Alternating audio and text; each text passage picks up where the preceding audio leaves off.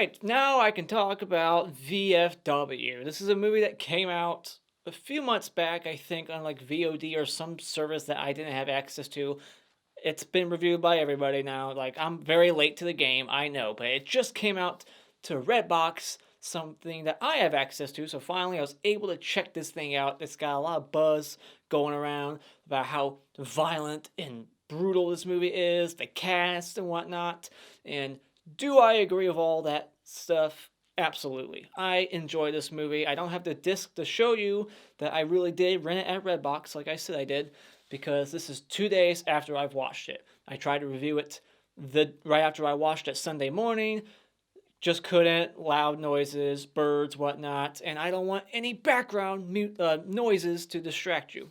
And then Monday morning, when I could review again, the wind was kicking up. Like, my whole house was like shaking. Now, finally, Tuesday morning, I can fucking review this thing. So let's talk about it. So, VFW, it is about, I think it's current day. I don't think it says it's the future, but it's basically about, America is going through an opioid crisis like we really are today. But it's even worse. Like, a lot of America is just hooked on this new drug called the hype. And this one chick steals drugs, and then she runs next door to this VFW place, which stands for Veterans of Foreign Wars, in case you didn't know that.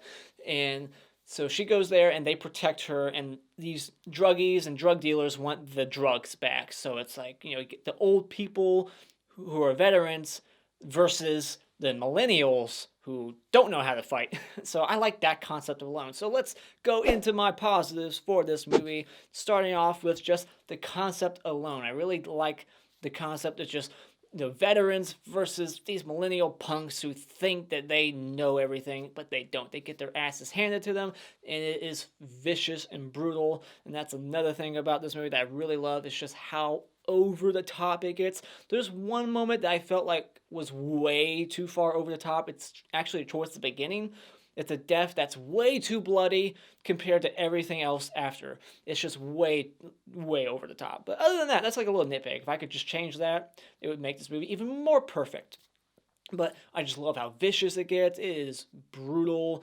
Heads banging, heads getting blown off, circular saws going off, axes, just all kinds of gnarly, gruesome deaths to be had. Like, over 60 people die. Some of it's off camera, so that's a little bit of a negative, but it's not all on camera. I'm sure there's like a budget reason. I'm not sure what the budget of this movie was, but it does have a somewhat low budget feel to it. But it's still a fun movie. It's some low budgets are amazing. Low budget films are amazing. Like Dry Blood. That's as low as it gets, and it's one of my favorite horror movies of the last couple of years, next to like Hereditary. I just love Dry Blood, so check that out if you get a chance. I think it's on Tubi, and you can watch it for free. And tell me what you think about it. So yeah, the violence, the brutality, the gore, the premise has a message too, like about opioid crisis. It's not front and center. It's not like beating you over the head, but I like that there's somewhat of a message underlying message to the film about this opioid crisis and where it can lead to. And, like, you think it's bad now, in this movie it's even worse, and like all of America is just like dependent on this drug, and it's crazy what drugs can do to you. And like, if you get addicted, how you're just willing to kill for drugs. You hear about people that sell like their cars and their houses. In this movie, they're willing to just kill random people that they don't know just for a fix. It's crazy. It's insane. I don't do drugs, so I don't know what that's like, but I couldn't imagine being hooked on drugs. It just would suck. The cast, great cast. Stephen Lang, you might know him as the blind man in Don't Breathe. That's like one of his most recent things. That's how I know him. That's how I was introduced to Stephen Lang. I'm not familiar with his other work. You got Fred Williamson in here, who was very big in the 70s and 80s, I guess, with kung fu movies or something. Like, a lot of titles that have the N word in it. So, like, some movies that I can't really say out loud right now and tell you what they're called. But I wasn't familiar with him, but the people I were familiar with is, you got the guy from The Warriors, the guy who clings the bottles together like, "Warriors, come out to play."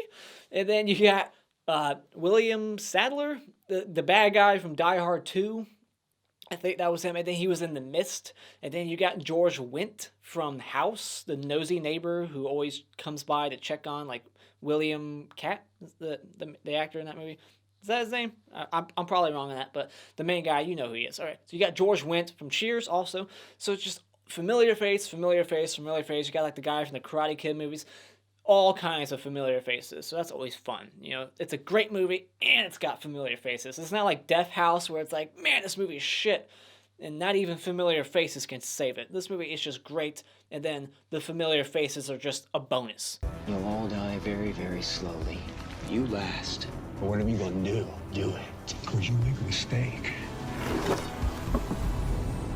I'm gonna cut your heart out. I really like Stephen Lang's character in this movie, and the characters as a whole, really. Some of them don't get their moment to shine. They don't get too much screen time that you might have expected or wanted, and that's a shame. But it's very quick paced, so I guess it's just, you know, for pacing issues, they don't want, you know, 10 minutes dedicated to every single person because there's like over 6 or 7 of them, so it would kind of slow and bog the film down. I get it. But I would have wanted more from this character or that one, you know, just a little bit more. But they do give you enough to care for these characters. You want each of them to live. Some of them will die, and it's actually got an impact because they're likable, they're funny, they're drunk, they're saying hilarious like anecdotes and telling funny stories from, you know, wartime to be expected. And William Sadler's character, he was probably my favorite one. The bad guy from Die Hard 2. He was probably my favorite character next to Stephen Lang. He's badass, just like in Don't Breathe. I really liked his character in this movie. He takes control. They actually give these characters a little bit of depth. They have some arcs. So I just like the way these characters were written, their interactions, their chemistry together. They're a group that you can get behind and you root for them, and it's just a cathartic movie. You want to see these, you know, druggies get killed and the drug dealers because they're just out of their fucking minds. It's like zombies. It's almost like a zombie movie. In fact, this movie could be like a video game. That would be fun. Just this premise, you know, you in the bar with like 6 other players fighting hordes of just mindless dope fiends. That would just be a great game. You know, everybody gets like an axe, a circular saw, and, you know, grenades with like whatever the fuck that was, like tennis balls with like matchsticks or whatnot. And I like that it kind of goes for that Rambo Last Blood or even First Blood like type of situation where they're starting to like handcraft, like make Home Alone traps or something. Now, the one mixed aspect of this movie, the one thing I kind of like and don't like is the look and cinematography of the film, the way it's lit. It's got some cool neon lights in the background and some red lighting, blue lighting. It's going for that, you know, bar look. You know, it would be dark at a bar. A lot of bars are dark. But here's the thing. Sometimes this movie is just too dark, and when you combine that with the hectic, chaotic camera style that this director's going for, where the camera, when the action gets ramped up and there's a lot of fighting going on, the camera's cutting from here to there and there, you combine that with darkly lit scenes, it makes it extra hard to really know what's going on. So the movie looks cool in certain scenes and moments, but sometimes it's lit too dark where you actually are like, okay, I think that's somebody dying, and it's a main character, one of these main people are dying, and I have no idea what the fuck is happening to that person right now. And it's really like nitpicks and like small things.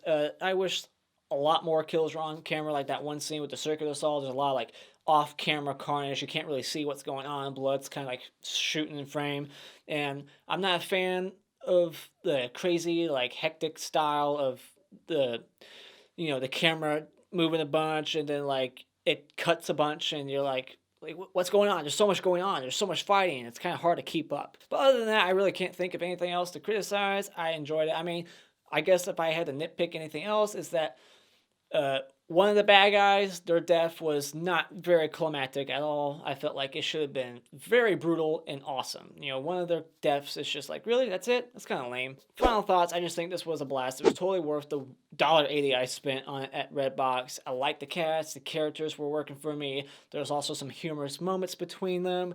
Over-the-top violence, great carnage candy. Some good cinematography in it. Some moments were a little too dark for me, but that's all right. So when it comes to VFW, I recommend that you go out and buy it. those are my thoughts on VFW. What did you think about this movie? Put it in the comments below. Did you enjoy it as much as me, or are you just not a fan of this type of movie? Let me know. And if you like this video, you can hit this like button, show your support, and share it with all your friends if you want. And you can become a Patreon for as little as $1 a month to request movie reviews. And you can become a subscriber today just by clicking on my cartoon face in about 5 seconds. And until next time, auf Wiedersehen.